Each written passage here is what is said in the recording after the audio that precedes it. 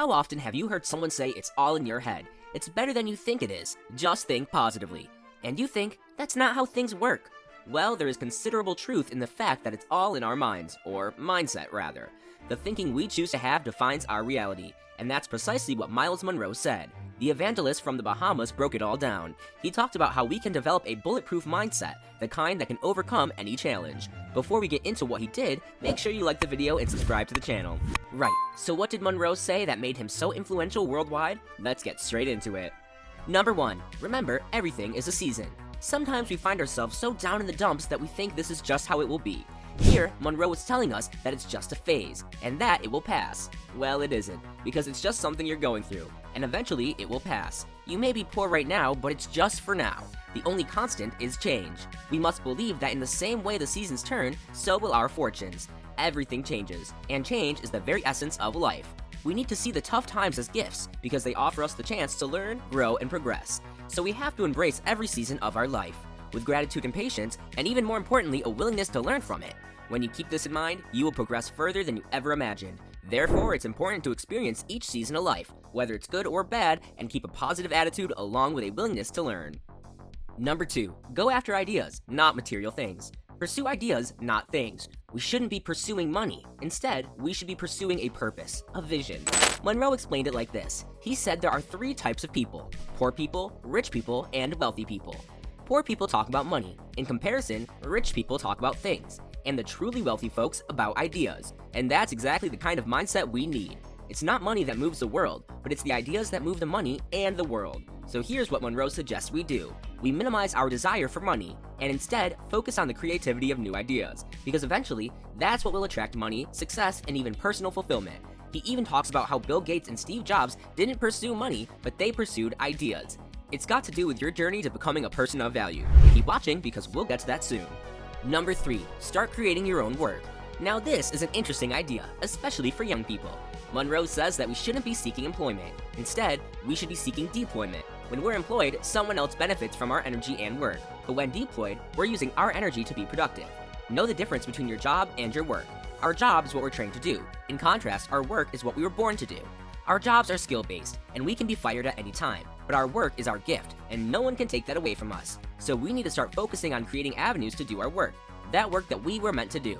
Another related point he spoke about is that every problem is a business. Businesses should seek to solve the problems of the people, and that's what should be the focus of our work. Solving the problems of the community is a way of giving, and a vehicle for you to find success and fulfillment simultaneously. Number 4, create a positive change. Change is inevitable. It's going to happen whether we like it or not, but in most cases, we must pay more attention to the change around us. Think about it this way. Are we watching the change take place, or are we the more proactive ones, the ones who decide how this change will affect them? The other thing Munroe says about change is very important. Not all change is good. Some of it can be bad. How we respond to change is what's important, because if we're not careful, it could be destructive for us. This is also important when thinking about what kind of change we want in our lives. Obviously, we all want a positive change. Identify the change you want to see in your life and in your community to begin with, and more importantly, think about how you will react to the external changes. Number 5, true success is about becoming a person of value, which is more than just material wealth, according to Munroe. It does not just have things that are considered valuable. Value is not how much we have, rather it is a measure of the positive impact we make, and just how much of a difference we're able to make. Munroe talked about his own experience with this. He spent 8 years studying at universities, while his classmates went straight into jobs after graduation. But now he made more money in an hour than they made in a year. That's because he focused on developing himself rather than trying to make money, and became a person of value. We're not paid for how hard we work, but for how valuable we are to the organization. The key to real success is to focus on self-improvement and self-expansion. If you represent a package that's considered valuable to the world, you'll be paid just to be yourself. And I can't think of anything better than that. You want to be in a situation where people pursue you. Leadership isn't about going after your followers. Instead, it's about your followers seeking you out. Number 6, defy your experience. Yup, you heard that right. Go against what your experience has taught you, because that experience is what might be holding you back. Munroe even went so far as to say that experience could be a curse, because what ends up happening is that you build your dreams on that experience. You don't push out of that box. Our progress is often slowed down because our previous experiences hold us back. Those little thoughts say, I've done it like that before. Well, you'll never know if you don't do it. You won't get far ahead if you believe everything your experiences tell you.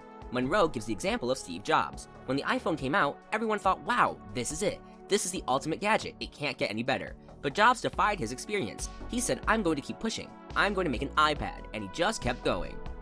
Number 7. Use your adverse experiences to your benefit.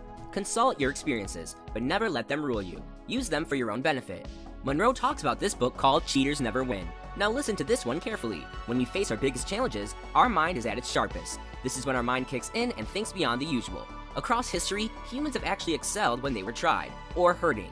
These experiences have led to some of our biggest, most important inventions. Crisis requires us to be at our best. It forces us to be at our best. And once you've walked across that fire, you are stronger for it. Every experience is of value. Not only does it teach us valuable lessons, but it makes us a person of value. And of course, next time around, you'll know what not to do.